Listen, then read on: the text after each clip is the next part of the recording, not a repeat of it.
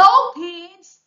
Ngayon, mayroon na namang maikling kwento na ating babasahin. Pinamagatan ang mga bituin. Mga bata, maaari niyo akong sundan at sabayan sa pagbabasa ng maikling kwentong ito. Pagkatapos, maaari niyong sagutan ang mga iba't ibang tanong. Kay gandang pagmasdan ang mga bituing kumikinang sa gabing madilim. Ito rin ay nagsisilbing tanglaw sa pagtahak ng landas patungo sa pag-abot ng pangarap. Nagbibigay liwanag upang mamasdan ang kariktan ng kalawakan at ng buong mundo, kahit sa kalagitnaan ng gabi. Sagutin ang mga tanong. Unang tanong, anong bagay ang nagbibigay liwanag sa gabing madilim ayon sa teksto? A. Buwan. B. Bituin. C. Araw. D. Bulalakaw.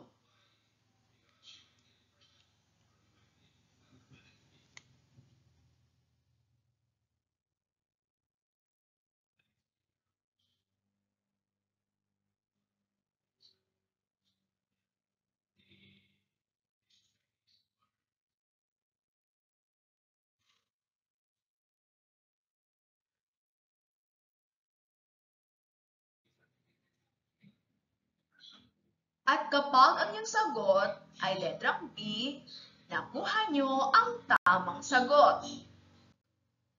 Pangalawang tanong, ilarawan ang mga bituin. A. Ito'y kumikinang at nagbibigay tanglaw. B. Nagbibigay ng pag-asa sa pag-abot ng pangarap. C. Naliliwanagan ang kaisipan upang patuloy mangarap.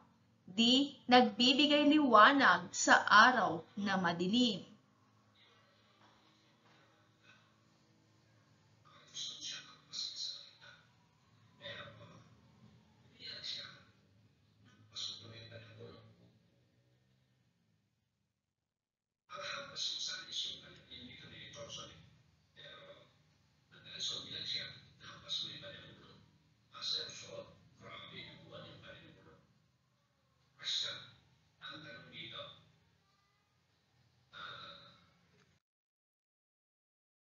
At kapag ang iyong sagot ay letrang A, nakuha niyo ang tamang sagot. Pangatlong tanong, ano-ano ang halaga ng mga bituin? A. Nagbibigay liwanag sa gabing pusikit.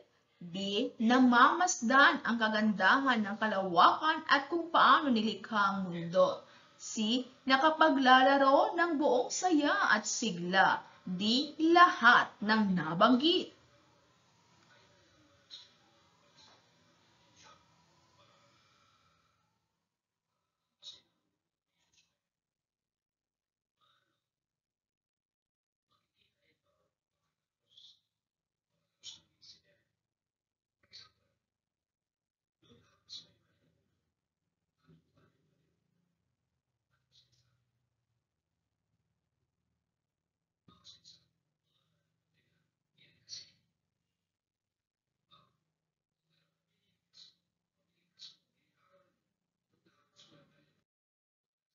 At kapag ang iyong sagot ay letrang D, nakuha niyo ang tamang sagot. Pang-apat na tanong, kailan namamasdan ang kariktan ng mga bituin?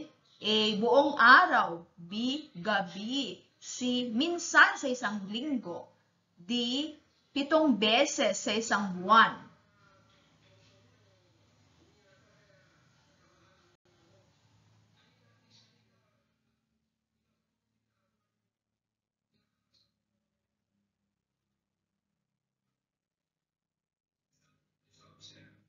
At kapag ang iyong sagot ay letrang B, nakuha niyo ang tamang sagot.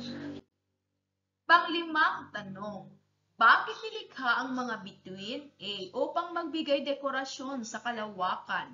B. Upang magbigay tanglaw at ipahayag ang kadakilaan ng Diyos. C. Upang mamasdan ang hinaharap. D. Wala.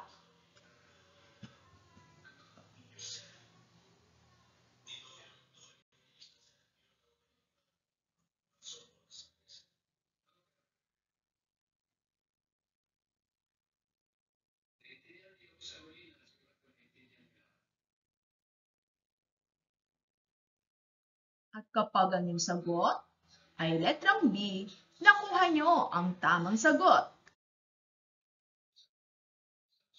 Binabati kita!